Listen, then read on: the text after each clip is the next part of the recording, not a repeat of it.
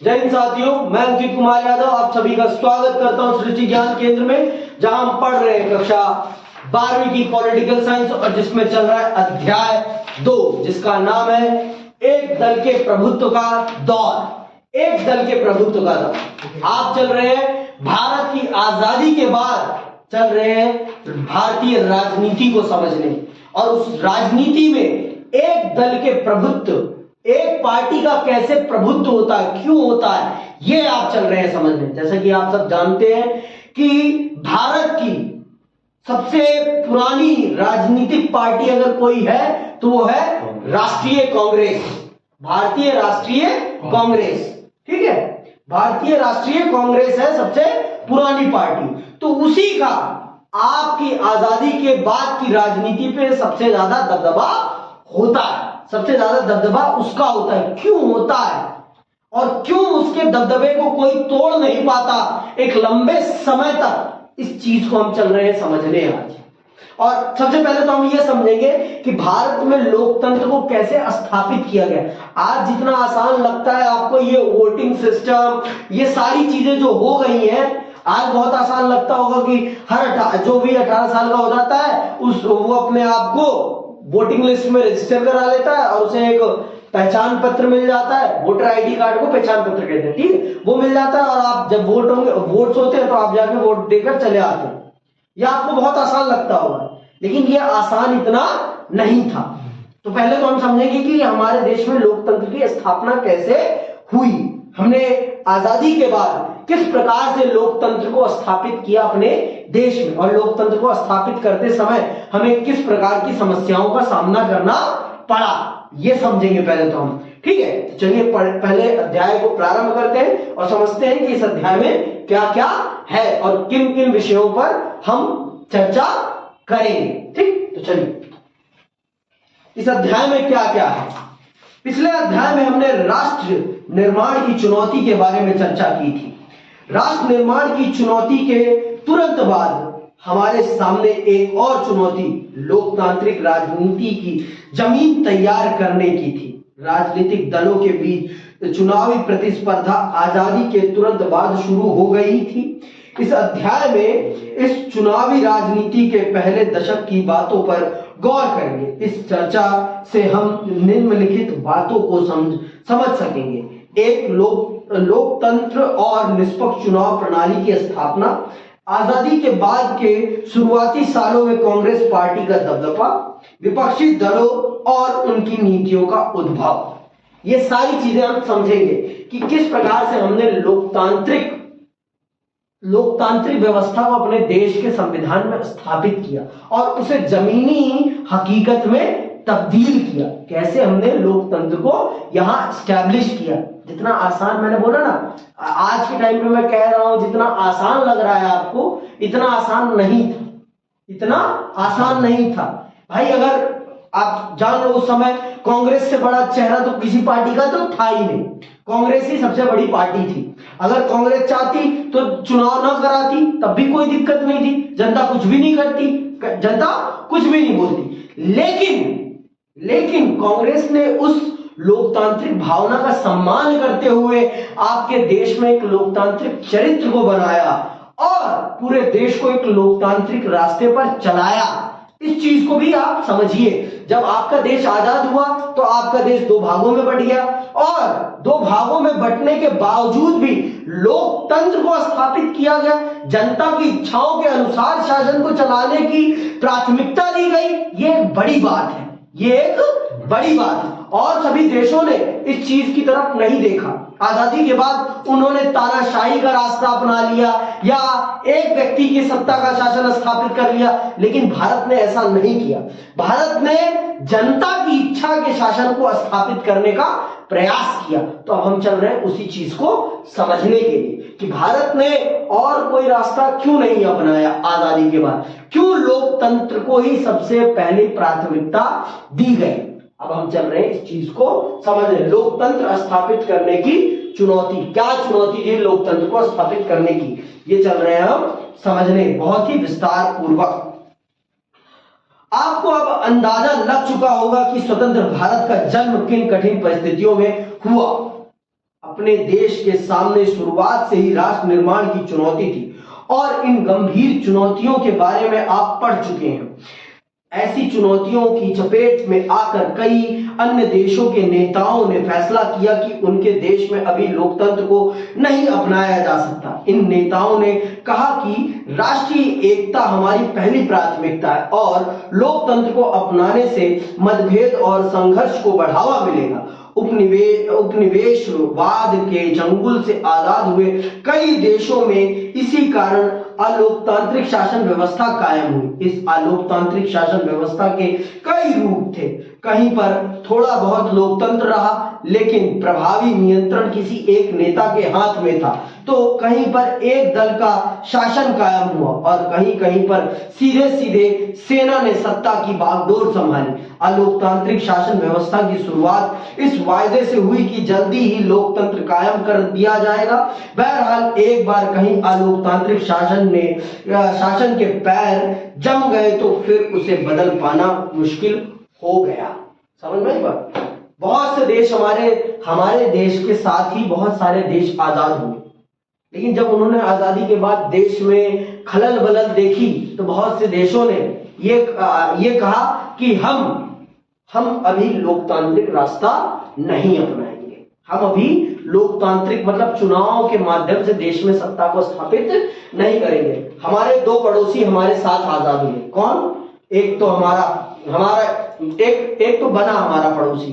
कौन? पाकिस्तान। और एक चीन। बांग्लादेश कहां से आ गया? वो 70 में। वो तो 71 में आएगा, 70 में भी नहीं, 71। ठीक है।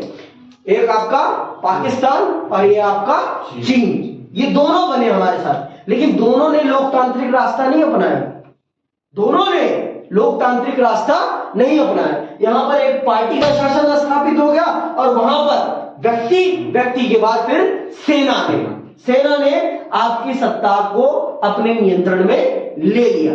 फिर कभी भी जल्दी से वहां लोकतंत्र स्थापित नहीं हो पाया। और आज भी आप देखते हैं कि आपका पाकिस्तान लोकतंत्र को स्थापित करने की चुनौतियों से जूझता हुआ दिखाई पड़ता है। आपको वहां पर कभी भी एक सशक्त केंद्र सरकार देखने को नहीं मिलती। क्यों? क्योंकि वहां की शुरुआत ही, उसकी नींव ही गलत तरीके से रखी गई। वहां लोकतंत्र को वो मजबूती, वो प्राथमिकता नहीं दी गई पहले जिस प्रकार से भारत में दी गई। भारत ने हर समस्या को फेस किया। आपने देखा भारत ने विभाजन भी झेला, भारत ने अंदरूनी कलहों को झेला, तब भी भारत के राजनेताओं ने भारत की जनता की अभिव्यक्ति को किसी भी तौर पर अनदेखा नहीं किया और कहा कि भारत की जनता की अभिव्यक्ति को प्राथमिकता मिलेगी, क्योंकि हमने अपनी जनता को यह वादा किया था अपने देश के आजादी के आंदोलन में कि देश आजाद होगा तो देश लोकतांत्रिक रास्ते की राजनीति पर ही चलेगा। तो जो हमने वादा किया है उस वायदे से हम हट नहीं सकते, क्योंकि इसी वायदे पे जनता ने हमारा साथ दिया है। और अगर हमने आज जनता के साथ विश्वासघात किया तो एक ना एक दिन ये सत्ता हमारी उखाड़ फेंकेगी हमारी जनता। भाई आपने प्रॉमिस करा था मुझसे पहले कि हम दोनों, जब मैं ये इस पद पे आ जाऊंगा तो मैं ये करके दिखाऊंगा आपके लिए, लेकिन मैं वो करता नहीं, तो एक ना एक दिन आपके अंदर क्या पैदा होगा? फिर आपके अंदर जलन की भावना या बदले की भावना पैदा होगी। तो यही चीज है। अगर मैं जनता को कह रहा हूं कि अगर आप मुझे नेता बनाएंगे मैं आपके लिए ये करके दिखाऊंगा, ये करके दिखाऊंगा, लेकिन मैं बनने के बाद कुछ नहीं करता, तो एक ना एक दिन आप मुझसे उसका बदला जरूर लेंगे। पक्का है, ये निश्चित है, ये हमेशा ही होता है। समझ में आई बात? तो इस चीज को हमारे नेताओं ने बहुत अच्छे से समझा और हमारे नेताओं ने कोई भी अलोकतांत्रिक रास्ता नहीं अपनाया। उन्होंने पूर्ण रूप से लोकतांत्रिक रास्ते को अपनाया और देश को लोकतांत्रिक रास्ते पर लेकर चलने की ठानी और देश को लोकतांत्रिक रास्ते पर लेकर गए, जो कि आज आपको दिख रहा है। 75 साल से हम लोकतांत्रिक रास्ते पर चले आ रहे हैं। हमारा देश पूर्ण रूप से लोकतांत्रिक रास्ते पर चला आ रहा है और ये किसी से छिपा हुआ नहीं है। ये किसी से छिपा हुआ नहीं है। हम पूर्ण रूप से लोकतांत्रिक रास्ते पे चल रहे हैं। हमारे देश का हर व्यक्ति जो 18 वर्ष का है, चाहे वो किसी भी धर्म का हो, चाहे वो किसी भी जाति का हो, चाहे वो किसी भी लिंग का हो, सबको वोट डालने का अधिकार है। और जो व्यक्ति 25 वर्ष का है, अगर उसके अंदर ये काबिलियत है और अगर वो चुनाव लड़ना चाहे तो वो चुनाव भी लड़ सकता है। कोई जरूरी नहीं है। हमारे देश में द्विदलीय शासन व्यवस्था नहीं है, हमारे देश में बहुदलीय शासन व्यवस्था है। एक पार्टी नहीं, बहुत सारी पार्टियां हैं। आप देख लो, हमने अमेरिका का पैटर्न नहीं फॉलो किया, हमने एक अलग ही पैटर्न बहुदलीय शासन व्यवस्था को अपनाया। जितनी चाहे उतनी पार्टियां आप बनाएं, कोई दिक्कत नहीं, कोई भी दिक्कत नहीं। आप देख लो, बहुत सारी पार्टियां हैं भारत में, छोटी से छोटी, बड़ी से बड़ी। आप जानते हैं राष्ट्रीय स्तर पर 6-7 पार्टियां, और आप अगर क्षेत्रीय स्तर पर देखेंगे तो बहुत सारी पार्टियां आपको देखने को मिल जाएंगी। तो ये जीता जागता प्रमाण है कि भारत का लोकतंत्र कितना मजबूत है। भारत की प्रथम सरकार ने लोकतंत्र को मजबूत करने के लिए कितना बड़ा संघर्ष किया। ये आज इतनी सारी पार्टियां तो इसका प्रमाण है ना। चाइना में ऐसा नहीं है, चाइना में सिर्फ एक पार्टी है, चाइना में सिर्फ एक पार्टी है। और आपका जो दुनिया का सबसे ताकतवर देश अमेरिका है, उसमें भी दो पार्टी है, सिर्फ 2 पार्टी। तो ये इस चीज को बताता है कि भारत का लोकतंत्र दुनिया के सभी लोकतंत्रों में सबसे बेहतरीन लोकतंत्र है, क्योंकि ये अपने देश की जनता को सबसे ज्यादा अधिकार मुहैया कराता है। समझ में आई बात? सबने, जो भारत के साथ उस समय आजाद हुए, सबने अलोकतांत्रिक रास्ता अपनाया, लेकिन भारत ने क्या अपनाया? सबसे कठिन रास्ता, लोकतंत्र का रास्ता। कितनी भी चुनौतियां क्यों ना रही, हम लोकतंत्र का रास्ता नहीं छोड़ेंगे। हमारे राष्ट्र निर्माताओं ने इस चीज का संकल्प लिया और आज उसका प्रमाण है कि हमारा देश लोकतांत्रिक रास्ते पर खुशहाली के साथ चल रहा है। ये उसी का प्रमाण है और किसी का नहीं। आगे सुनो। भारत में भी परिस्थितियां बहुत अलग नहीं थी, लेकिन आजाद भारत के नेताओं ने अपने लिए कहीं ज्यादा कठिन रास्ता चुनने का फैसला किया। नेताओं ने कोई और रास्ता चुना होता तो वह आश्चर्य की बात होती, क्योंकि हमारे स्वतंत्रता संग्राम की गहरी प्रतिबद्धता लोकतंत्र से थी। हमने अपनी स्वतंत्रता संग्राम में अपनी जनता को यह वायदा किया था कि हम अपने देश का शासन लोकतांत्रिक रास्ते पर ही चलाएंगे, और अगर नहीं चलाते तब एक आश्चर्य की बात होती कि हमने वादा किया और फिर भी हमने नहीं चलाया। तब एक कह सकते थे कि इन्होंने जो वादा किया, इन्होंने वादा खिलाफी की। लेकिन इन्होंने सबसे कठिन रास्ता अपनाया, लेकिन जो जनता से वायदा किया था वो करके दिखाया, और जनता का मूल अधिकार उन्हें मुहैया कराया, जो आज की जनता प्रयोग करने ही नहीं जाती। आज के बहुत से लोग वोट डालने ही नहीं जाते। पता है बहुत सारे देशों को ये वोटिंग राइट प्राप्त करने के लिए कितना संघर्ष करना पड़ा है। बहुत से जो आज के आधुनिक देश हैं, जो डेवलप्ड देश है, उनमें भी बहुत से लोगों को वोटिंग राइट्स नहीं थे। ये आपका एक देश था जिसने आजाद होते मान ही अपने देश की जनता को वोटिंग राइट्स प्रोवाइड कर दिए, और बहुत से लोग आज के टाइम पे वोट डालने ही नहीं जाते। कितनी दुर्भाग्य की बात है कि लोग वोट डालने नहीं जाते। समझ रहे हो? और अगर इसी के लिए संघर्ष करना पड़ता ना बहुत से लोगों को, तो पता चल जाता कि क्या होते हैं वोटिंग राइट्स।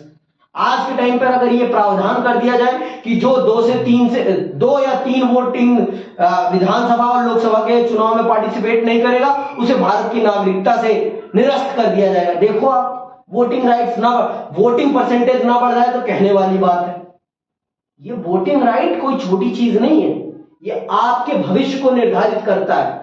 आप जिस सरकार को चुनते हैं वो आपके लिए काम करती है, आपके लिए नीतियां निर्मित करती है, और उससे ही देश का भविष्य निर्धारित होता है। आपके नेताओं ने आपको क्या दिया है? आपके भविष्य की चाबी दी है आपके हाथों में, लेकिन आप अपने भविष्य की चाबी का प्रयोग तक नहीं करते। आप अपनी भविष्य निर्माण की चाबी का प्रयोग तक नहीं करते। यह आपके लिए बहुत बड़ी दुर्भाग्य की बात है, बहुत बड़े दुर्भाग्य की बात। समझ में बात? आगे सुनिए। हमारे नेता लोकतंत्र में राजनीति की निर्णायक भूमिका को लेकर सचेत थे। वे राजनीति को समस्या के रूप में नहीं देखते थे, वे राजनीति को समस्या के समाधान का उपाय मानते थे। हर समाज के लिए यह फैसला करना जरूरी होता है कि उनका शासन कैसे चलेगा और वह किन कायदे कानूनों पर अमल करेगा। चुनने के लिए हमेशा कई नीतिगत विकल्प मौजूद होते हैं। किसी भी समाज में कई समूह होते हैं, इनकी आकांक्षाएं अक्सर अलग अलग और एक दूसरे के विपरीत होती हैं। ऐसे में हम विभिन्न समूहों के हितों के आपसी टकराव से कैसे निपट सकते हैं? इस सवाल का जवाब है लोकतांत्रिक राजनीति। हमारे देश के नेताओं ने लोकतंत्र को चुनौती के रूप में नहीं, लोकतंत्र को चुनौती के समाधान के रूप में देखा। उन्होंने देखा कि अगर मैं जनता को उनके अधिकार मुहैया कराऊंगा तो जनता कभी मेरे खिलाफ खड़ी नहीं होगी। भैया, अगर मैं आपकी इच्छाओं के अनुसार चल रहा हूं तो आप मेरा विरोध करेंगे? हाँ, अगर मैं आपको आपके हिसाब से ट्रीट कर रहा हूं, आपको सम्मान दे रहा हूं, तो आप मुझे गालियां बकेंगे? बात समझ में आई? तो अगर मैं आपको लोकतांत्रिक अधिकार दे रहा हूं तो आप मेरा विद्रोह थोड़ी ना करोगे, आप भी पार्टिसिपेट करोगे, आप भी समस्याओं का समाधान करने का प्रयास करोगे, आप समस्याएं खड़ी थोड़ी ना करोगे। एक बात बताओ, अगर मैं आपको समस्या के समाधान में सम्मिलित कर रहा हूं तो आप समस्या खड़ी करोगे या समस्या का समाधान करने की कोशिश करोगे? समस्या का समाधान। भैया, क्योंकि मैंने आपको इन्वॉल्व कर लिया है ना, आपको मैंने किसमें, आपको भी मैंने पावर में इन्वॉल्व कर लिया, आपको भी मैंने पावर प्रोवाइड कर दी है। तो आप पावर को अब आपके हाथ में, आप अपनी पावर को यूज करते हो कि मिस यूज करते हो? मैंने तो आपको पावर दे दी है ना, अब आपके हाथ में पावर है ना। आप चाहोगे तो अपने आप को बर्बाद भी कर सकते हो, आप चाहोगे तो अपने आप को आबाद भी कर सकते हो। लोकतंत्र तो यही है ना, लोकतंत्र यही है, आपके हाथ में पावर है। आप चाहोगे तो अपनी दुनिया को इससे आबाद भी कर सकते हो, आप चाहोगे तो अपनी दुनिया को बर्बाद भी कर सकते हो। लोकतंत्र ये है, समझ में आई बात? क्योंकि आप चुन रहे हो कि आप किसको चुनते हो, आप चुन रहे हो कि आप किस रास्ते पे जाओगे। जब आप अपना नेता चुन रहे हो तो आप ये निर्धारित कर रहे हो जो नेता आपका बन रहा है वो आपके लिए क्या करेगा, वो आपके लिए नीतियां बनाने का काम करेगा, वो आपकी समस्याओं का समाधान करने का काम करेगा। तो अब आप चुनोगे, आप करप्ट नेता को चुनोगे या आप देश प्रेमी नेता को चुनोगे या आप अपनी भलाई करने वाले नेता को चुनोगे, ये आप निर्धारित करोगे ना। तो आपके पास पावर दे दी ना सरकार ने, तो सरकार ने, हमारे देश की सरकार ने लोकतंत्र को कभी, राजनीति को कभी चुनौती नहीं, चुनौतियों का समाधान के रूप में देखा। समझ में आई बात? इसीलिए हमारे देश के नेताओं ने, हमारे देश के राष्ट्र निर्माताओं ने जनता को लोकतांत्रिक अधिकार देने में किसी भी प्रकार की कोई कोताही नहीं बरती, क्योंकि उनका मानना था कि अगर हम जनता को अपनी समस्याओं में सम्मिलित कर लेंगे तो जनता समस्याएं नहीं, जनता समस्याओं के समाधान में हमारा सहयोग करेगी। क्योंकि अब भाई, आप भी तो इंपॉर्टेंट मेंबर बन गए ना, आप इंपॉर्टेंट मेंबर बन गए, तो अब आप इंपॉर्टेंट मेंबर होके आप बर्बाद करना चाहोगे कि बनाना चाहोगे? अब एक बात बताओ, सुनो, नहीं समझ में आया ना? आ गया समझ में? आया भाई? नहीं आया? चलो मैं बता। जैसे अब एक पार्टी हो रही है, अब पार्टी में आपको इन्वॉल्व कोई नहीं करता, तो आप क्या क्या सोचते हो कि इसकी पार्टी मैं खराब कर दूंगा, खराब कर दूंगा, है ना? मन करता है ना जब आपको कोई इन्वॉल्व नहीं करता अपनी पार्टी में। लेकिन जब वो आपको उसी पार्टी में इन्वॉल्व कर देता है तो फिर आपका मन क्या करता है कि मैं इस पार्टी को और कैसे अच्छा करूं और इसमें क्या बेटर कर सकता हूं। ये फीलिंग आने लगती है ना फिर आपके अंदर। जब मैं आपको उस काम में इन्वॉल्व कर लेता हूं तो आपके अंदर क्या भावना आने लगती है कि इस काम को और कैसे अच्छा किया जा सकता है। तो यही सरकार ने, इसी सोच के साथ सरकार ने आपको लोकतांत्रिक अधिकार मुहैया कराए। अगर वो नहीं देते आपको लोकतांत्रिक अधिकार तो आप विद्रोह जरूर कर देते, क्योंकि हमने आपसे प्रॉमिस किया था कि हम आपको लोकतांत्रिक अधिकार देंगे, और अगर नहीं देते तो विद्रोह जरूर हो जाता, तब विद्रोह जरूर हो जाता भारत में, तब भारत का अलगाव जरूर हो जाता, तब भारत का अलगाव जरूर हो जाता। क्योंकि हम प्रॉमिस ही करके क्या आए थे कि हम जब आएंगे तो हम आपके द्वारा चुनी हुई सरकार के माध्यम से देश को चलाएंगे। इसीलिए हमारे देश के निर्माताओं ने राजनीति को कभी समस्या के रूप में नहीं, हर समस्या के समाधान के रूप में देखा। अब बात समझ में आएगी कि अभी भी नहीं आई? पक्का नहीं आई है तो फिर रिपीट मार दूंगा एक बार। पक्का भाई? आ गई? चलो आगे सुनो। तो इसीलिए हमारे देश के निर्माताओं ने लोकतंत्र के रास्ते को अपनाया। और हमारा देश कोई छोटा सा देश तो नहीं था ना कि हम सेना के बल पर या इसके बल पर कंट्रोल कर लेंगे, कदापि नहीं। और हमारे देश में उस समय सिर्फ एक पार्टी तो थी नहीं। जब भारत आजादी की स्थिति में आ गया था ना, तब भारत में सिर्फ एक पार्टी नहीं रह गई थी, बहुत सारी पार्टियां हो गई थी। पर हाँ, सबसे सुप्रीम पार्टी कांग्रेस ही थी। लेकिन कांग्रेस में सिर्फ एक विचारधारा के लोग नहीं थे, कांग्रेस में भी बहुत सारी विचारधारा के लोग थे। इसीलिए अगर उनके मन में गलती से भी ये आया भी था, अगर मन में आता भी अलोकतांत्रिक रास्ता अपना ले, तो कांग्रेस पार्टी में ही लोग उनका विद्रोह कर देते। कांग्रेस पार्टी में ही लोग उनका विद्रोह कर देते। समझ में आई बात? तो इसीलिए ये इस बारे में तो सोच भी नहीं सकते थे हमारे राजनेता उस समय के जितने भी राष्ट्र निर्माता कि हम अलोकतांत्रिक रास्ता अपनाएं देश के शासन के लिए। कदापि नहीं। अगर अलोकतांत्रिक शासन व्यवस्था अपना लेते ना, तो देश जो आपको एकजुट दिख रहा है ना, ये टूट जाता अपने आप में, अपने आप ही टूट जाता। क्योंकि जो रजवाड़ों की जनता आपके साथ आई थी, वो किस लिए आई थी? अपना शासन चुनने के लिए आई थी कि हमारे ऊपर हमारे द्वारा चुने हुए व्यक्ति का शासन होगा। नहीं तो पहले तो राजा का शासन था ही ना उनके पास। उनको अगर असंवैधानिक रास्ते से चलना था, अलोकतांत्रिक रास्ते से चलना था, तो वो अपने राजा का शासन क्यों छोड़ते?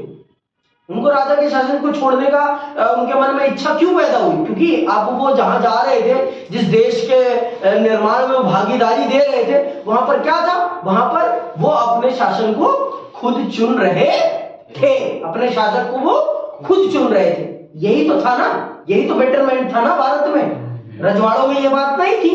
रजवाड़ों में क्या था? एक राजा था और उसका बेटा ही राजा बनेगा हमेशा। लेकिन यहां क्या है? जो जनता की समस्याओं को वास्तविक रूप में सुनेगा और जनता की समस्याओं के लिए काम करेगा, वो जनता का प्रतिनिधि बनेगा। समझ में आई बात? जो जनता से जुड़ा हुआ है वो जनता का प्रतिनिधि बनेगा। किसमें? लोकतांत्रिक व्यवस्था में। समझ में आई बात की अभी भी नहीं आई है? आगे सुनो। सत्ता और प्रतिस्पर्धा राजनीति की दो सबसे ज्यादा जाहिर चीजें हैं। आप सब जानते हैं सत्ता और प्रतिस्पर्धा। सत्ता भी है, पावर भी है और कंपटीशन भी है। और यही लोकतंत्र को सबसे बेहतर बनाती है। क्योंकि आपके पास यहां पर क्या है? यहां पर आपके पास ऑप्शंस हैं। आपके पास क्या है? ऑप्शन है। कंपटीशन का मतलब क्या? ऑप्शन है आपके पास। आप जिसे चाहें उसे पावर दे सकते हैं।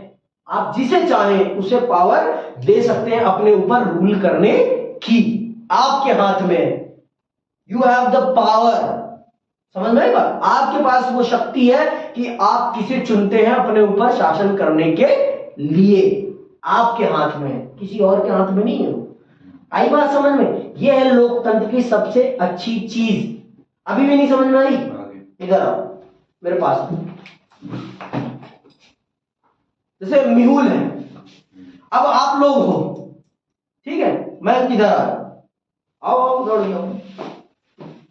अब मयंक है। अब ये दोनों चुनाव में खड़े हैं।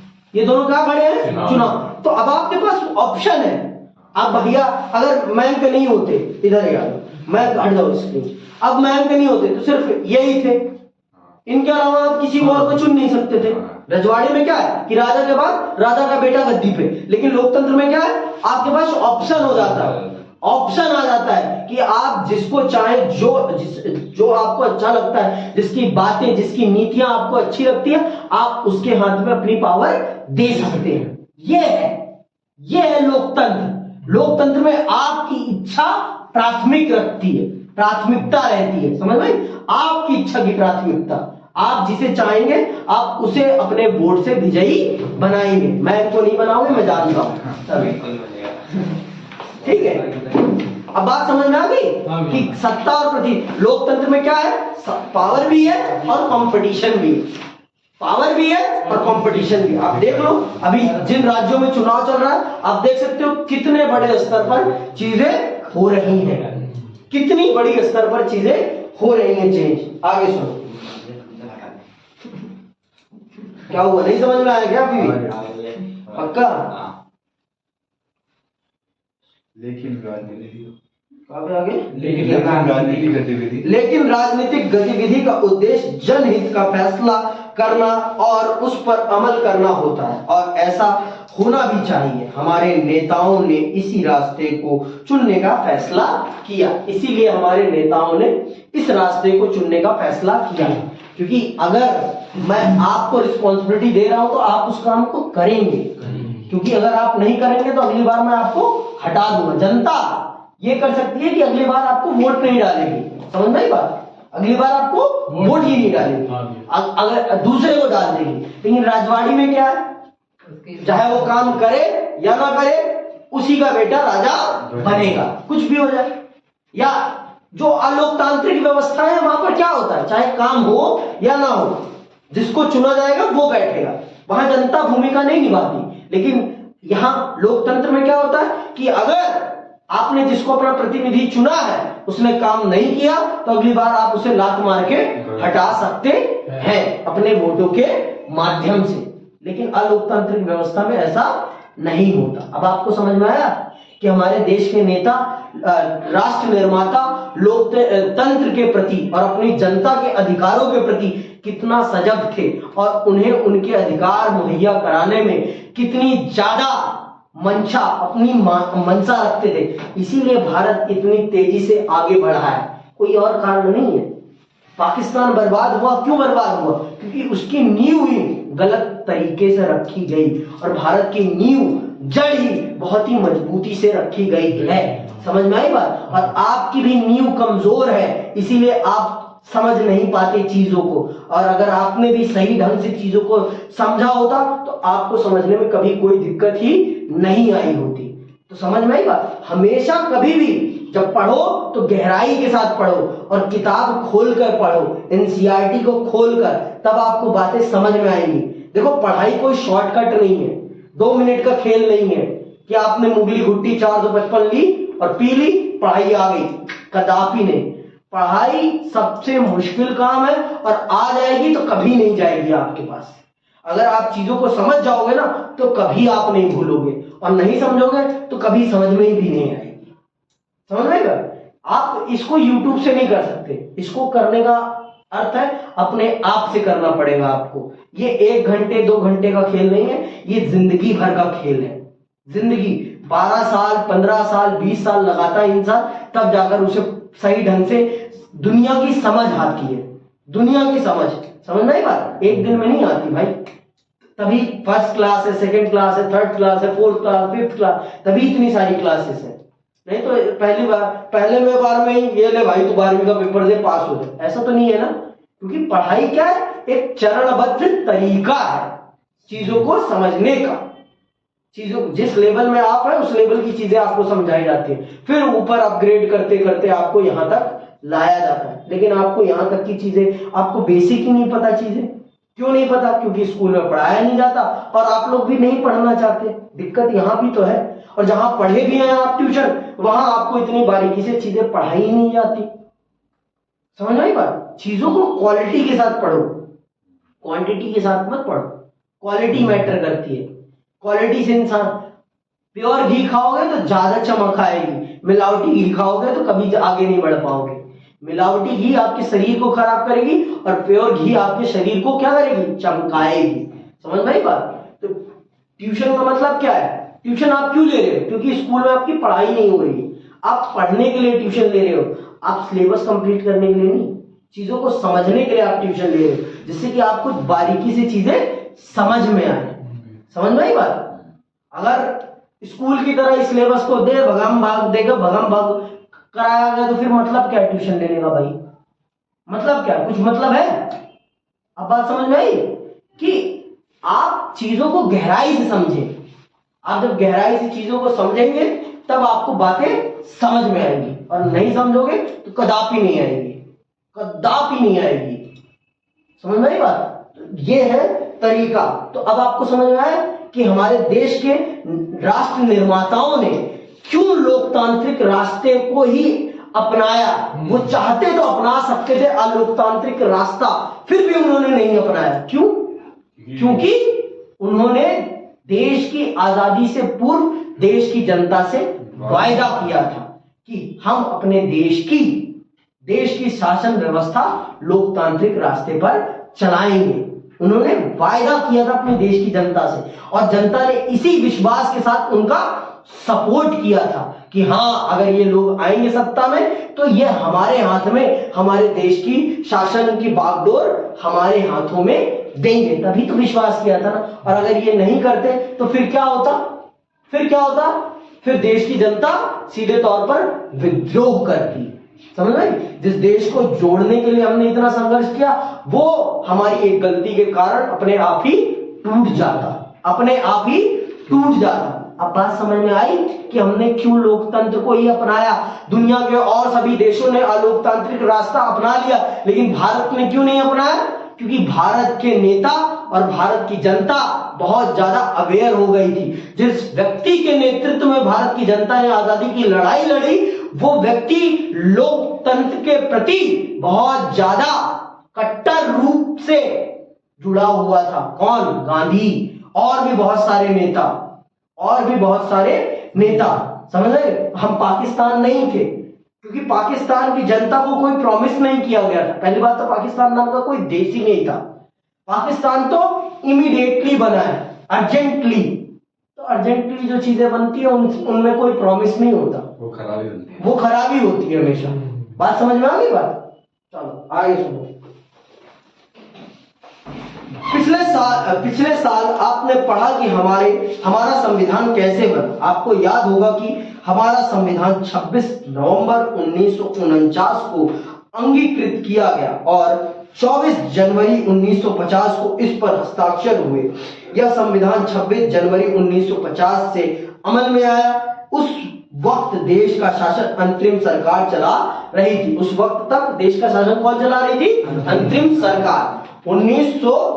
15 अगस्त से पहले से ये, ठीक है, अंतरिम सरकार 46 से चला रही है, ठीक। लेकिन हम यहां से मान रहे हैं जिस दिन से आजाद, 15 अगस्त 1947 से लेकर आपके 1952 तक, जब तक आपके देश का पहला लोकतांत्रिक चुनाव नहीं होता, तब तक देश का शासन जिस सरकार ने चलाया है, उस सरकार को कौन सी सरकार कहते हैं? अंतरिम सरकार। कौन सी सरकार कहते हैं? अंतरिम सरकार। और उस अंतरिम सरकार के प्रधानमंत्री कौन थे? पंडित जवाहरलाल नेहरू। गृह मंत्री कौन थे? सरदार वल्लभ भाई पटेल। कानून मंत्री कौन थे? डॉक्टर भीमराव अंबेडकर। गांधी जी कुछ नहीं थे। गांधी जी निपट चुके थे। हाँ, 31 जनवरी 1948 को गांधी जी इस दुनिया को छोड़कर निकल गए थे। समझ में आई बात? नाथूराम ने ठोक दी थी उनके गोलियां। समझ में आई बात? बच्चे बोले थे गांधी जी की बीवी थी। अच्छा नाथूराम कौन था? बताइए बात बताइए। सपोर्टर था पहले नहीं सपोर्टर वो कभी नहीं था। अंग्रेज नहीं था वो, बताऊंगा मैं आपको एक दिन, ठीक है। तो हमारा देश का संविधान बन के कब तैयार हो गया था?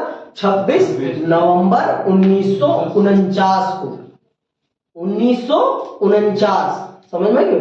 और लागू कब हुआ है? 26 जनवरी 1950 को। इसीलिए हम क्या मनाते हैं उस दिन? गणतंत्र दिवस, इंडिपेंडेंस डे, रिपब्लिक डे, गणतंत्र दिवस। क्योंकि उस दिन से हमने देश की शासन की बागडोर अपने देश की जनता के हाथों में सौंप दी थी। उस दिन से हमने मान लिया था कि हमारे देश की सरकार जनता के पास रहेगी, जनता ही देश की सरकार का चयन करेगी। इसीलिए हम गणतंत्र हैं, क्योंकि यहां सामान्य से सामान्य व्यक्ति देश के सर्वोच्च पद तक जा सकता है। कोई वो तो नहीं है ना, राजशाही तो नहीं है कि राजा के बाद राजा। हमारे देश में इंग्लैंड की तरह तो नहीं है ना कि राजा के बाद राजा का बेटा ही वो उस पद पे बैठेगा। हमारे पास क्या है, हमारा देश गणतांत्रिक देश है कि जनता का कोई ना कोई प्रतिनिधि देश के सर्वोच्च पद, देश के सर्वोच्च पद का मतलब क्या है, राष्ट्रपति के पद पे। आज के टाइम पे कौन है, द्रौपदी मुर्मू ना, वो कौन है, एक सामान्य लेडी है आज के टाइम के, अभी एट दिस टाइम वो भारत की प्रथम नागरिक है। समझ में आई बात, वो एक समय पहले क्या थी, भारत की एक सामान्य नागरिक थी और आज वो भारत की प्रथम नागरिक है। तो ये क्या बता रहा है कि हमारा देश एक गणतांत्रिक लोकतांत्रिक चरित्र पर चलने वाला देश है। हमारे देश में कोई मोनार्की सिस्टम नहीं है, मोनार्की मतलब राजशाही। समझ में आई? तो अब आप पता चल गया भारत का संविधान कब बन के तैयार हुआ था, 26 नवंबर 1949 आ रही है। 6 दिन बाद आपका संविधान दिवस है, 6 दिन बाद आपका क्या है, संविधान दिवस। समझ में आई बात? और लागू कब हुआ है, 26 जनवरी 1950। ये याद रखना है, ये याद रखना है। समझ में आई बात, नहीं भूल जाओ। आगे सुनो। तो अब भैया हमने अपना संविधान बना लिया, संविधान में सारी बातें लिख ली, तो एकदम से तो हम वोटिंग नहीं करा सकते थे। सुनो, इधर सुन लो। अब भैया हमने सब कुछ कर लिया, हमने अपना संविधान भी बना लिया, हमने सब कुछ कर लिया, तो क्या तुरंत ही वोटिंग कराई जा सकती थी? नहीं। वोटिंग कराने के लिए सबसे पहले तो देश को बांटना पड़ेगा, देश को बांटना पड़ेगा। हमने संघात्मक ढांचा बनाया था, तो देश को दो विधानसभाओं में बांटना पड़ेगा। पहले तो एक राष्ट्रीय विधानसभा के लिए, फिर राज्यों की विधानसभा के लिए। पहले तो राज्यों का परिसीमन करना पड़ेगा, फिर जाकर कहीं हम चुनाव करा पाएंगे। चुनाव लिस्ट तैयार करनी पड़ेगी, कौन वोट डालने के काबिल है, कौन वोट डालने के काबिल नहीं है। पहले तो हमने 1950 में अपने देश का संविधान बनाया, फिर उसके बाद हमने इस विषय पर चर्चा करनी प्रारंभ करी कि अब वोटिंग कैसे कराई जाए, वोटिंग कैसे कराई जाए। समझ में आई बात? आगे पढ़ो तो पता चलेगा आपको। उस वक्त देश का शासन अंतरिम सरकार चला रही थी। वक्त का तकाजा था कि देश का शासन लोकतांत्रिक रूप से निर्वाचित सरकार द्वारा चलाया जाए। संविधान के नियम तय कर दिए गए थे और अब उन्हीं नियमों पर अमल करने की जरूरत थी। शुरू में ख्याल था कि यह काम महज चंद महीनों का है। भारत के चुनाव आयोग का गठन 1950 के जनवरी में हुआ। सुकुमार सेन पहले चुनाव आयुक्त बने। अंडरलाइन कर लेना, भारत के चुनाव आयोग का गठन कब हुआ? 1950 में। और इसके पहले चुनाव आयुक्त कौन बने? सुकुमार सेन। 1 नंबर का प्रश्न, भारत के पहले चुनाव आयुक्त कौन है? सुकुमार सेन। चुनाव आयोग क्या होता है नितिन?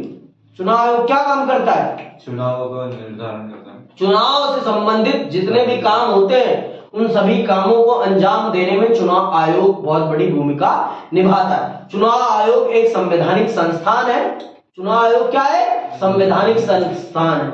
उसके पास जो शक्तियां हैं वो भारत के संविधान के द्वारा दी गई हैं। वो भारत सरकार पर निर्भर नहीं है, वो एक स्वतंत्र संस्था है।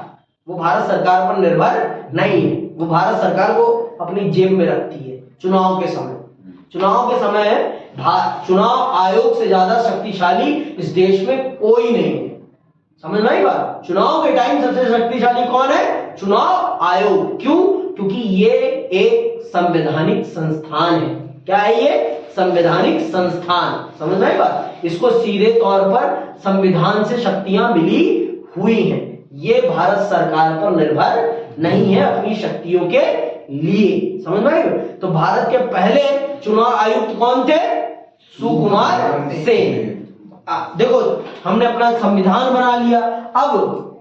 अब हमने सोचा कि अब हम चुनाव करा सकते हैं। जो हमने नियम बनाए थे अपने चुनाव के लिए अपने संविधान में, उन नियमों का पालन कराते हुए हम अपने देश के लोकतांत्रिक चरित्र का गठन कर सकते हैं। लेकिन इतना आसान नहीं था। हमने सोचा कि 4-5 महीने का काम है, लेकिन ये काम जितना हमने सोचा था आसान है उतना आसान था नहीं। सुनो कैसे आसान नहीं था। सुकुमार सेन पहले चुनाव आयुक्त बने। उम्मीद की जा रही थी कि देश का पहला आम चुनाव 1950 में ही किसी वक्त हो जाएगा। उम्मीद की जा रही थी कि पहला आम चुनाव 1950 में ही हो जाएगा।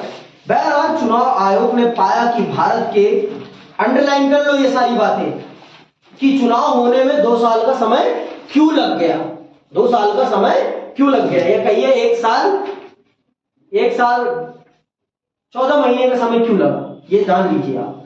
बहरहाल चुनाव आयोग ने पाया कि भारत के आकार को देखते हुए एक स्वतंत्र और निष्पक्ष आम चुनाव कराना कोई आसान मामला नहीं। स्वतंत्र और निष्पक्ष चुनाव, भाई अगर स्वतंत्र चुनाव कराना है और निष्पक्ष, तो चुनाव व्यवस्था को स्थापित करना पड़ेगा, जो उम्मीदवार खड़े हो रहे हैं उनकी सारी जानकारी सही से करनी पड़ेगी, जो लोग वोट डालेंगे उनको भी सही ढंग से संगठित करना पड़ेगा, उनके बारे में भी डाटा, कोई फर्जी व्यक्ति वोट ना डाल दे, इन सब चीजों को करना पड़ेगा ना। आप देखते हो ना, कोई व्यक्ति 2 बार वोट ना डाल पाए, इसके लिए स्याही प्याही लपेट दी जाती है आपकी उंगलियों पर, ये सब करना पड़ता है, तब जाकर एक स्वतंत्र और निष्पक्ष चुनाव होता है। नहीं तो कोई भी व्यक्ति आए, आजकल एक रील आ रही होगी आपने देखा, एक व्यक्ति होता है पहले दाढ़ियों में होता है, फिर जाता है वोट डाल के आता है, फिर अपनी दाढ़ी क्लीन करता है, फिर जाता है वोट डाल के आता है, फिर अपनी दाढ़ी भी हटा देता है, मूछें भी हटा देता है, फिर जाके वोट डाल के आता है, फिर अपने आप को गंजा भी कर लेता है, फिर जाके वोट। तो ये क्या है, ये धांधली है, ये क्या है, धांधली। तो इस तरह की धांधली ना हो, इस चीज को भी सुनिश्चित करना पड़ेगा, नहीं तो जिसको जनता ने चुना नहीं है वो ही कहीं नेता बन जाए। और एक ही वोट का मामला है भाई, एक वोट से जो आगे होगा वो भी जीत जाएगा। क्यों? क्योंकि हमारे देश में कौन सा सिस्टम है, फर्स्ट पास्ट दी पोस्ट सिस्टम, सर्वाधिक वोट से जीत वाली प्रणाली है, जो सबसे आगे। मान लो आप तीनों खड़े हो, आप तीनों चुनाव में खड़े हो, मयंक, सन्नी और मेहुल खड़े हैं, तो आप तीनों में से जो सबसे ज्यादा वोट पाएगा वो पूरे क्षेत्र का प्रतिनिधि बन जाएगा। तो सबसे पहले तो देश को, पहली बात तो देश को निर्वाचन क्षेत्रों में बांटना था, और 2 प्रकार की, पहले तो पूरे देश की निर्वाचन क्षेत्र, फिर उसके बाद राज्यों की निर्वाचन क्षेत्र। समझ में आई बात? आज के टाइम पे दिल्ली में कितने सांसद हैं? कितने सांसद हैं? 7। कितने? 7। विधायक कितने हैं? 70। याद रखना, समझ में आई बात? विधायक कितने हैं? 70। समझ में आई बात? 70 या 60 यार, मैं भी कंफ्यूज हूँ। ठीक है, 70 ही है मेरे ख्याल से। 7 और 70। ठीक, विधायक कितने हैं? 70 या 60, मैं भी कंफ्यूज हूँ इस चीज में। ठीक है, तो जितने भी, तो 7 सांसद है। पहले तो दिल्ली को, पूरे भारत को इस तरह से बांटा गया, पूरे भारत को। आज के टाइम पे पूरे भारत को कितने भागों में बांटा गया है? लोकसभा के 543। हमारे देश में सांसदों की संख्या कितनी है? 543। कितने? 543 सांसद है। पूरे भारत में कितने सांसद हैं? 543। इन लोगों के द्वारा देश की संसद में बैठकर देश के लिए कानून बनाए जाते। ये आज का बता रहा हूं। और उस समय देखो कितनी चुनाव, आज इतनी मशीन्स आ गई हैं, उस समय तो इतनी मशीन्स भी नहीं थी। डोर टू डोर जाकर काम करना था, घर, सबके घर जा जाके काम करना। पहले तो ये बड़े बड़े काम करने थे, निर्वाचन क्षेत्रों को बांटना था, फिर उसके बाद निर्वाचन क्षेत्रों के हिसाब से वोटर लिस्ट बनानी थी, फिर वोटर लिस्ट को वेरीफाई करना था, कोई गलत ना आ गया हो, ये काम करना था। फिर उसके बाद कहां वोट होगा, कैसे वोट होगा, ये सब भी तय करना था। तो इस काम को करना जब लगे तब उन्हें पता चला कि कितनी बड़ी समस्या है। पहले तो नहीं था, क्योंकि पहले हमने किया भी नहीं था।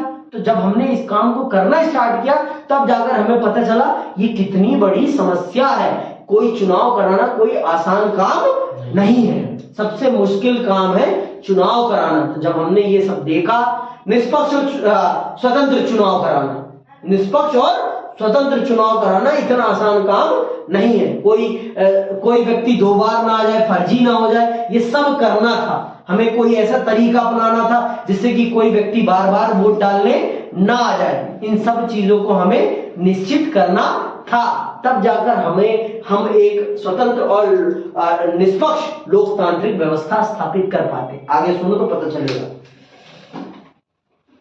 क्या है आगे। चुनाव कराने के लिए चुनाव क्षेत्रों का सीमांकन जरूरी था। ये पहला वर्ड ही आ गया। चुनाव कराने के लिए चुनाव क्षेत्रों का सीमांकन करना, जो मैंने आपको बताया। जैसे दिल्ली को 7 लोकसभा सीटों में बांटा गया है, वैसे उत्तर प्रदेश को 80 लोकसभा सीटों में बांटा गया है। कितनी? 80 लोकसभा सीटों में। समझ में बात? तो इस तरह से करना था। और विधानसभा के चुनाव में कितने हैं उत्तर प्रदेश में? 403। उत्तर प्रदेश में सबसे ज्यादा विधायक है पूरे भारत में। कितने? 403। सबसे ज्यादा विधायकों वाली विधानसभा अगर कोई है तो वो कौन सी विधानसभा है? उत्तर प्रदेश विधानसभा। और सबसे ज्यादा सांसदों वाला कोई राज्य है तो वो कौन सा राज्य है? उत्तर प्रदेश। उत्तर प्रदेश में कितने सांसद हैं? 80 सांसद हैं। कितने? 80। दिल्ली में कितने सांसद हैं? 7। समझ में आई बात? तो कल ये सारा लिख के लाना कि कितने राज्यों में कितने सांसद हैं, कितने विधायक हैं। और जो नहीं लिख के लाएगा उसे फिर मैं बताऊंगा कि कैसे पनिशमेंट दी जाएगी। आपको भी तो पता चले ना कितने क्या है। और अगली तारीख को शनिवार, भूलना मत, पहला चैप्टर पहली किताब का, दूसरा चैप्टर पहली किताब का, तीसरा चैप्टर पहली किताब का, पुराने सिलेबस के हिसाब से। नए सिलेबस को मद्देनजर रखना, ठीक है? हाँ, पोल साइंस का 3 बुक टाइम क्या? 2 ही बुक, पहली बुक के 3 चैप्टर। तो यही तो कहा ना, पहली किताब फर्स्ट चैप्टर पहली किताब का, दूसरा चैप्टर पहली किताब का, तीसरा चैप्टर पहली किताब का। ठीक, आगे सुनिए। चुनाव कराने के लिए चुनाव क्षेत्रों का सीमांकन जरूरी था। फिर मतदाता सूची यानी मताधिकार प्राप्त वयस्क व्यक्तियों की सूची बनाना भी आवश्यक थी। इन दोनों कामों में बहुत सारा समय लगा।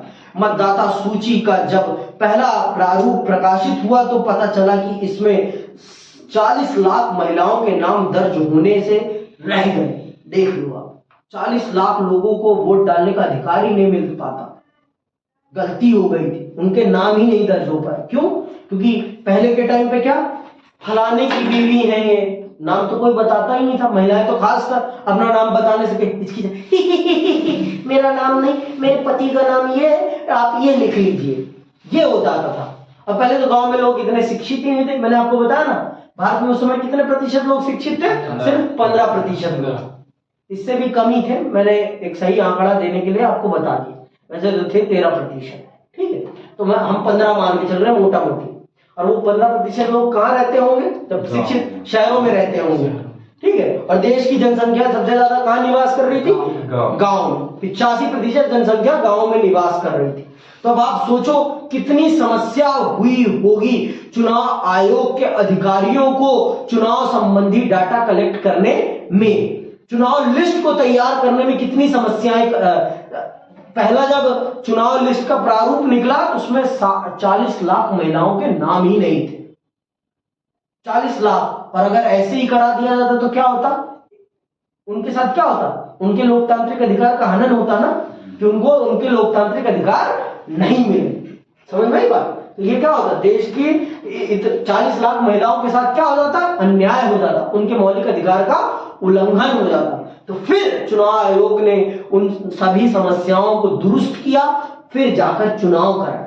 आपको लग रहा होगा बहुत आसान, अरे भैया बड़े आसानी से पढ़ा देंगे आप, इतना ही आसान रहा? कदापि नहीं। आज आप एक बहुत ही आधुनिक भारत में रह रहे हैं और उस समय का भारत कितनी चुनौतियों से भरा होगा आप उसकी कल्पना तक नहीं कर सकते। आप भारत की राजधानी में रह रहे हैं और राजधानी के भी सबसे केंद्र में रह रहे हैं, इसलिए आपको चुनौतियों का भान नहीं होगा। लेकिन जो लोग वास्तविक रूप में गांवों में पहाड़ों में, अब अगर आप कश्मीर गए हो तो देखा हो, उत्तराखंड में देखो आप कितने लोग पहाड़ियों के उस कोने पर रहते हैं, इस कोने पर रहते हैं, वहां तक चुनाव के अधिकारियों का पहुंच पाना कितना मुश्किल होता होगा। और वहां पर चुनाव के बूथ स्टैब्लिश करना कितनी समस्या हो। जंगली क्षेत्रों को देख लो आपने अगर न्यूटन पिक्चर देखी हो तो आपको पता होगा कितनी समस्याएं हैं। चुनाव कराना कोई आसान काम नहीं है, सबसे मुश्किल काम है। और पहला चुनाव कराना तो बहुत ही मुश्किल काम है। पहला चुनाव कराना बहुत ही ज्यादा मुश्किल काम है। पहली बार आपको चुनाव क्षेत्रों का सीमांकन करना है। दूसरी बात आपको वोटर लिस्ट बनानी है और उसमें भी सबको ऐड करना है, क्योंकि तब तक जब हमने चुनाव कराया तब हमारे देश में मौलिक अधिकार लागू हो चुके थे। अगर गलती से भी कोई छूट जाता और अगर वो केस दायर कर देता तो पूरा का पूरा चुनाव भंग हो जाता। समझ में आई बात? मौलिक अधिकार का उल्लंघन था भाई। हमारा ये वोटिंग क्या है, हमारा फंडामेंटल राइट है एक। और अगर गलती से भी कोई चला जाता अदालत, छूटा हुआ व्यक्ति, तो क्या होता फिर? हंगामा ही होता फिर। और उस समय वोट डालने की उम्र 21 साल थी, आज 18 साल है, पहले 21 साल थी। 21 साल के व्यक्ति को वयस्क माना जाता था। पहले क्या था? 21 वर्ष। तो याद रखना, पहले चुनाव में वोट डालने की उम्र सीमा क्या थी? 21 वर्ष। ठीक है, तो जो 21 वर्ष के थे उन्हें ही वोटिंग राइट्स दिए गए थे। ठीक, आगे सुनिए आप। कहां तक आगे जतिन? इन दोनों कामों में बहुत सारा समय लगा। मतदाता सूची का जब पहला प्रारूप प्रकाशित हुआ तो पता चला कि इसमें 40 लाख महिलाओं के नाम दर्ज होने से रह गए। इन महिलाओं को अला की बेटी, फला की बेटी के रूप में दर्ज किया गया था। चुनाव आयोग ने ऐसी प्रविष्टियों को मानने से इनकार कर दिया। आयोग ने फैसला किया कि संभव हो तो इनका पुनर्वालोकन किया जाए और जरूरी लगे तो ऐसी प्रविष्टियों को हटाया जाए। यह अपने आप में हिमालय की चोटी जैसा दुष्कार काम था। इतने बड़े पैमाने का ऐसा काम दुनिया में अब तक नहीं हुआ था। उस वक्त देश में 17 करोड़ मतदाता थे। इन्हें 3200 विधायक और लोकसभा के, उस समय लोकसभा की कितनी सीटें थी? 489। 500 400 है ये। ठीक है, उस समय कितने विधायक चुनने थे? 3200 विधायक और 489 सांसद। कितने? 489 सांसद। समझ में आई बात? ये 489 सांसद चुनने थे और 3200 विधायक। अंडरलाइन कर लेना ये सारी चीजें कि पहले चुनाव में भारत की जनता ने कितने विधायकों का चयन किया और कितने सांसदों का चयन किया। ये एक नंबर का प्रश्न है अपने आप में। ठीक है, इन मतदाताओं के महज 15% साक्षर थे। ये लिख उठा है ना, सिर्फ इन मतदाताओं में कितने प्रतिशत लोग साक्षर थे? सिर्फ 15%। इस कारण चुनाव आयोग को मतदान की विशेष पद्धति के बारे में भी सोचना पड़ा। चुनाव आयोग ने चुनाव कराने के लिए 3 लाख से ज्यादा अधिकारियों और चुनाव कर्मियों को प्रशिक्षित किया। समझो कितनी बड़ी समस्या थी हमारे पास और हमने कितनी आसानी से इस समस्या का समाधान किया। आप ये सोचो, चाहते तो हम अलोकतांत्रिक रास्ता अपना सकते थे, लेकिन हमने ऐसा नहीं किया। हमने लोकतांत्रिक रास्ता अपनाया। सबसे कठिन लेकिन सबसे सुदृढ़, सबसे टिकाऊ रास्ता हमने अपनाया। हमने पाकिस्तान की तरह शॉर्टकट नहीं अपनाया। हमने चाइना की तरह वो रास्ता नहीं अपनाया जिसमें कभी ना कभी जनता विद्रोह जरूर करेगी। कितने दिन तक जनता अपने सरकार के अत्याचार सहेगी? एक ना एक दिन तो वो अत्याचार का घड़ा फूटेगा और देश टूटेगा, ये पक्का है। चाइना टूटेगा, ये बात जान लो आप, क्योंकि वहां की जनता भरी पड़ी है। उनके ऊपर बहुत अत्याचार हुए हैं, उनके ऊपर बहुत अत्याचार हुए हैं, ये जान लो आप। एक उनकी सरकार ने भाई, आप तो अपनी सरकार को गाली दे सकते हैं, वहां सरकार को गाली दे के दिखाओ, माथे में सीधे की 47 की गोली दाग दी जाएगी। नॉर्थ कोरिया में भी स्टूडेंट ने बोला था उनको, हाँ प्रोटेस्ट किया था तो उन्हें तोप से उड़वा दिया था। आगे सुनो, तो अब आप समझ जाएंगे कि हमारे नेताओं ने कितना कठिन रास्ता अपनाया और कितनी सरलता से उस कठिन रास्ते पर चला दिया देश को। समझ में आई बात? आगे सुनो, देश के विशाल आकार और मतदाताओं की भारी भरकम संख्या के लिहाज से ही पहला आम चुनाव अनूठा नहीं था, बल्कि मतदाताओं की एक बड़ी तादाद गरीब और अनपढ़ लोगों की थी। और ऐसे माहौल में यह चुनाव लोकतंत्र के लिए परीक्षा की कठिन घड़ी था। इस वक्त तक लोकतंत्र सिर्फ धनी देशों में ही कायम था। उस समय यूरोप के बहुतेरे देशों में महिलाओं को मताधिकार नहीं मिला था। ऐसे में हिंदुस्तान में सार्वभौमिक मताधिकार पर अमल हुआ और यह अपने आप में बड़ा जोखिम भरा प्रयोग था। एक हिंदुस्तानी संपादक ने इसे इतिहास का सबसे बड़ा जुआ करार दिया। इतिहास का सबसे बड़ा जुआ करार दिया किसने? एक हिंदुस्तानी संपादक पत्रकार ने इसे कहा कि ये इतिहास का सबसे बड़ा जुआ है।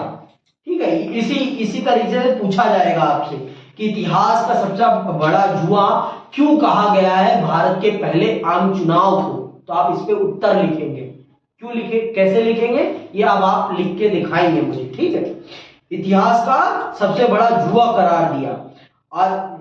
ऑर्गेनाइजर नाम की पत्रिका ने लिखा कि जवाहरलाल नेहरू अपने जीवित रहते ही यह देख लेंगे और पछताएंगे कि भारत में सार्वभौम मताधिकार असफल रहा। इंडियन सिविल सर्विस के एक अंग्रेज नुमाइंदे का दावा था कि आने वाला वक्त और अब से कहीं ज्यादा जानकार दौर बड़े विस्मय से लाखों अनपढ़ लोगों के मतदान की या बेहूदी नौटंकी देखेगा। बहुत से बड़े बड़े पढ़े लिखे लोगों ने भारत के पंडित जवाहरलाल नेहरू पर यह तंज कसा कि इन अनपढ़ लोगों को तुमने वोटिंग राइट दिया है, इनको सरकार चुनने का अधिकार दिया है। तुम पछताओगे नेहरू, तुम पछताओगे कि तुमने इन अनपढ़ों को वोट डालने का अधिकार दिया। इनको सही से नाम तो लिखना आता नहीं है और तुमने इनको चुनाव सरकार चुनने का अधिकार दे दिया। तुम पछताओगे नेहरू, तुम पछताओगे, बहुत सारे लोगों ने कहा। लेकिन भारत की जनता ने इन सभी लोगों के मुंह पे ऐसा करारा तमाचा मारा कि ये लोग फिर बोल नहीं पाए। अरे भैया, सबके अंदर इतनी तो समझ है कि उनके लिए कौन अच्छा है कौन बुरा है, चाहे वो पढ़ा लिखा हो चाहे वो पढ़ा लिखा ना हो। सबको इतना पता है कि कौन सा खाई है कौन सा कुआं है, सबको पता है ना कि कौन सा कीचड़ है और कौन सा फूल, सबको पता है ना, कौन सा बाग है और कौन सा तालाब है, सबको पता है ना इतना तो, चाहे वो अनपढ़ हो चाहे वो पढ़ा लिखा। ये जान लो आप, आज पढ़े लिखे होकर भारत के लोग वोट डालने नहीं जाते और उस समय की अनपढ़ जनता ने, अशिक्षित जनता ने इतनी तत्परता से भारत के लोकतांत्रिक महोत्सव में पार्टिसिपेट किया जैसा कि आज की जनता भी नहीं करती। और पूरे विश्व के मुंह पे ऐसा करारा तमाचा मारा, ऐसी लोकतांत्रिक सरकार चुन के कि पूरा विश्व देखता रह गया, पूरा विश्व देखता रह गया।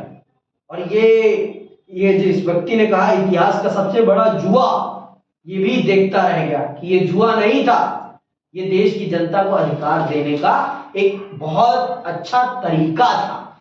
अगर आप ठान लोगे और अगर आप अपनी जनता को समझा पाओगे तो आपकी जनता वो करके दिखाएगी जो अच्छे नहीं कर पाते। जो कहते हैं ना पढ़े लिखे नहीं कर पाते, वो अनपढ़ करके दिखाते हैं। तो वही चीज है, समझ में आई बात? आगे सुनो। चुनाव को 2 बार स्थगित करना पड़ा और आखिरकार 1951 के अक्टूबर से 1952 के फरवरी तक चुनाव हुए। बहरहाल इस चुनाव को अमूमन 1952 का चुनाव ही कहा जाता है क्योंकि देश के अधिकांश हिस्सों में मतदान 1952 में ही हुए। चुनाव अभियान, मतदान और मतगणना में कुल 6 महीने लगे। चुनाव में उम्मीदवारों के बीच मुकाबला भी हुआ। औसतन हर सीट के लिए 4 उम्मीदवार चुनाव के मैदान में थे। लोगों ने इस चुनाव में बढ़ चढ़ कर हिस्सेदारी की। कुल मतदाताओं में आधे से अधिक ने मतदान के दिन अपना वोट डाला। चुनाव के परिणाम घोषित हुए तो हारने वाले उम्मीदवारों ने भी इस परिणाम को निष्पक्ष बताया। सार्वभौमिक मताधिकार के इस प्रयोग के आलोचकों का मुंह बंद कर दिया। टाइम्स ऑफ इंडिया ने माना कि इन चुनावों ने उन सभी आलोचकों के संदेहों पर पानी फेर दिया जो सार्वभौमिक वयस्क मताधिकार के इस शुरुआत को इस देश के लिए जोखिम का सौदा मान रहे थे। देश से बाहर के पर्यवेक्षक भी हैरान थे। हिंदुस्तान टाइम्स ने लिखा, यह बात हर जगह मानी जा रही है कि भारतीय जनता ने विश्व के इतिहास में लोकतंत्र के सबसे बड़े प्रयोगों को बखूबी अंजाम दिया। 1952 का आम चुनाव पूरी दुनिया में लोकतंत्र के इतिहास के लिए मील का पत्थर साबित हुआ। अब यह दलील दे पाना संभव नहीं रहा कि लोकतांत्रिक चुनाव गरीब अथवा अशिक्षा के माहौल में नहीं कराए जा सकते। यह बात साबित हो गई कि दुनिया में कहीं भी लोकतंत्र पर अमल किया जा सकता है। इस चुनाव ने यह प्रमाणित कर दिया और हमारे देश के नेताओं की लोकतांत्रिक चरित्र के प्रति जो दृढ़ संकल्प था, उस दृढ़ संकल्प को सबको दिखा दिया और बता दिया कि अगर आप ठान लोगे तो आप कुछ भी कर सकते हो। जरूरी नहीं है गलत रास्ते पर जाना। अगर आप सही रास्ते पर चलने का आपने ठान लिया है और आप चलेंगे तो पूरी दुनिया आपका साथ देगी, पूरी दुनिया आपका साथ देगी, पूरी दुनिया। समझ में आ गई बात? बस आप सही रास्ते पर चलने के लिए तैयार हो बस। तो इस प्रकार से पूरी दुनिया का हमने मुंह बंद कर दिया कि जरूरी नहीं है कि पढ़े लिखे लोग ही अपने सही शासक को चुन सके। जरूरी नहीं है। हर जो इंसान समझदार है और जिसे पता है कि क्या सही है और क्या गलत, वो कर सकता है, वो कर सकता है। और उस समय की जितने भी नेता चुने गए और जो लोग भी इस चुनाव के मुकाबले में खड़े हुए, उन सब ने माना कि चुनाव बहुत ही निष्पक्ष था, बहुत ही निष्पक्ष। किसी भी प्रकार की धांधली नहीं हुई है, किसी भी प्रकार से गलत वोटिंग नहीं कराई गई है। सब माना, सबने माना। और ये सच है कि कांग्रेस इस चुनाव में बड़े बहुमत के साथ जीती, क्योंकि उस समय कांग्रेस का ही पूरे देश पर दबदबा था। और कांग्रेस के जीतने के पीछे बहुत सारे कारण थे। उन सारे कारणों को हम अगले अध्याय में पढ़ेंगे, ठीक है? अगले अध्याय मतलब अगली क्लास में, ठीक? तो इसी के साथ आज के साथ यही विदा लेते हैं। जय हिंद, जय भारत।